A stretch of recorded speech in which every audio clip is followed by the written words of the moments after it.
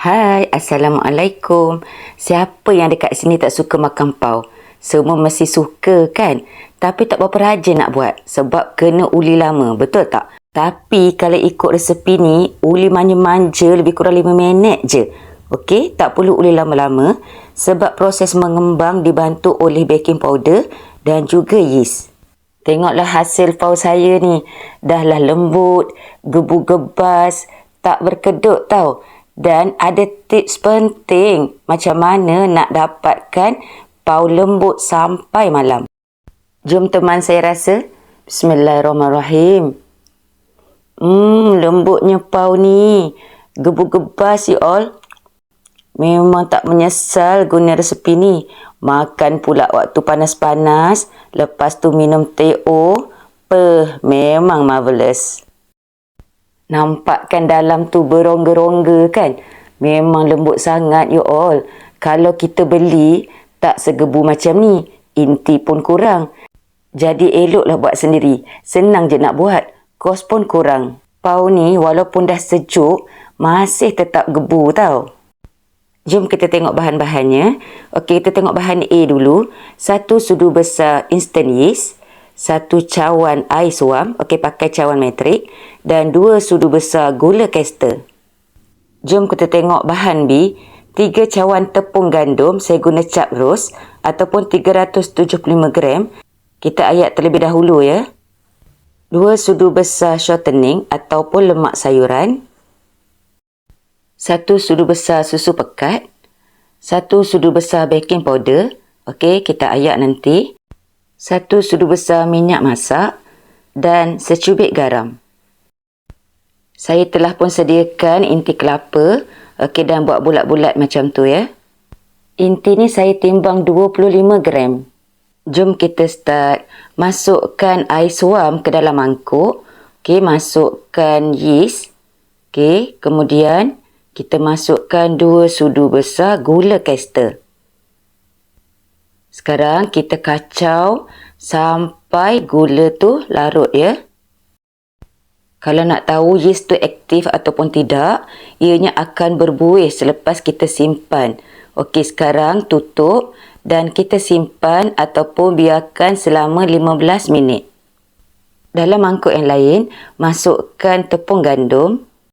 Pastikan tepung ni diayak terlebih dahulu ya. Sekarang masukkan baking powder. Okey, kita ayak juga.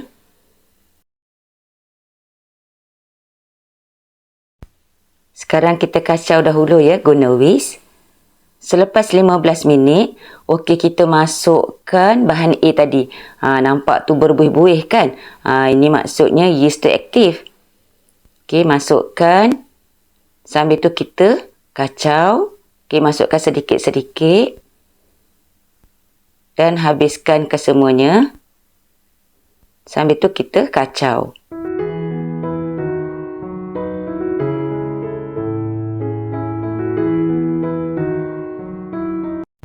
Sekarang saya masukkan secubit garam.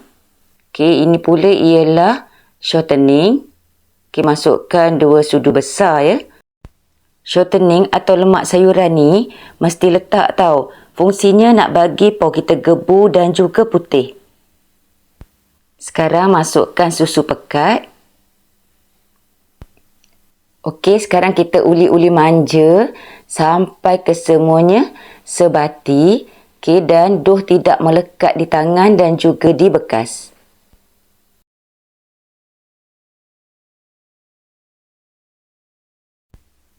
Okey, inilah hasilnya ya selepas diuli selama lebih kurang 5 minit. Yang terakhir sekali masukkan minyak masak. Fungsi minyak masak ni nak jadikan pau kita lembut sampai malam. Okey, buat pagi, malam pun masih lembut lagi tau. Okey, kita uli lagi lebih kurang 2 minit. Okey, supaya semua minyak tu sebati ya pada dough. Okey, sekarang saya tutup dough ni menggunakan plastik. Okey, boleh juga guna tuala yang bersih. Okey, kita akan perap selama 30 minit.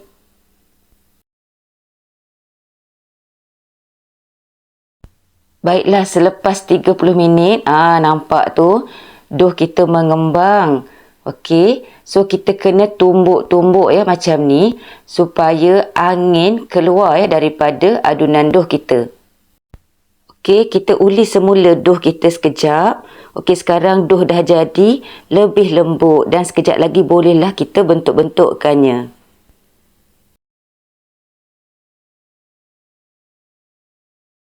Saya taburkan sedikit tepung gandum ya di atas alas tu. Okey, baik. Sekarang kita akan bentuk-bentukkan pau ya. Tapi sebelum tu saya potong kepada beberapa bahagian dulu ya. Dough ni saya timbang lebih kurang 45 gram. Lepas semua kita dah timbang, okey, saya buat bentuk bulat-bulat macam ni. Okey, kita jangan lupa ya guna sedikit tepung gandum. Okey, untuk elakkan melekat. Baik, sekarang kita dah boleh masukkan inti kelapa.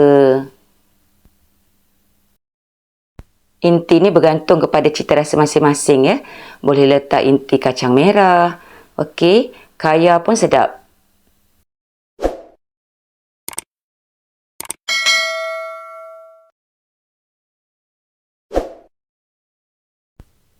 Okey, bila dah bentuk cantik macam tu, okey, saya letakkan di atas baking paper.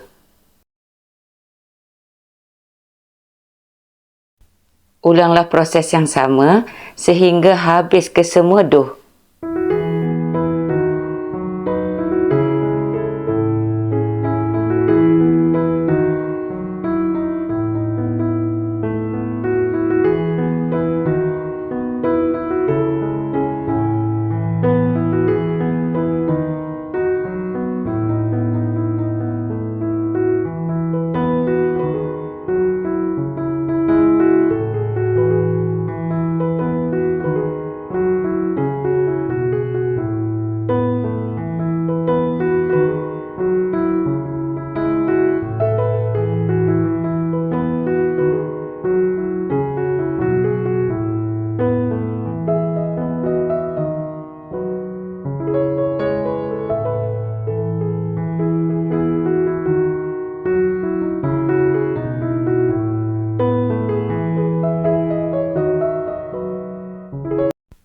Bila dah masukkan inti, mesti tutup ya. Okey, kita simpan dalam bekal bertutup. Dan saya perap lagi 10 minit sebelum kita kukus. Okey, kita teruskan lagi. Siapkan ke semua dough. Okey, boleh nampak dekat situ kan? Dough yang menunggu giliran tu semakin mengembang tau. Memang gebu-gebas lah hasil ni nanti.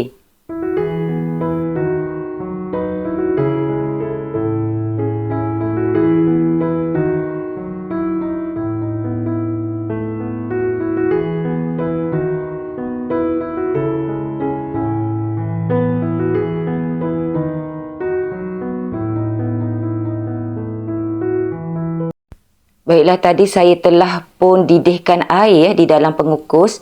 Pastikan air betul-betul mendidih. Barulah kita kukus pau kita lebih kurang 8 hingga 10 minit menggunakan api sederhana besar. Pastikan penutup itu dibalut dengan kain ya untuk mengelakkan air menitik di atas pau. Nanti tak cantik. Tips yang paling penting nak elakkan pau kita berkedut, bila dah masak jangan buka dahulu penutupnya ya.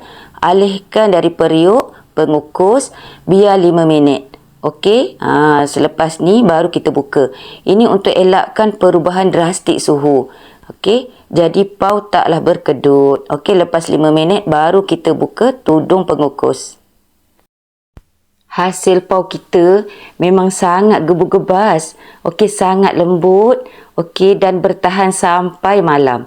Sesiapa yang nak jadikan jualan, memang insya-Allah laku keras guna resepi ni.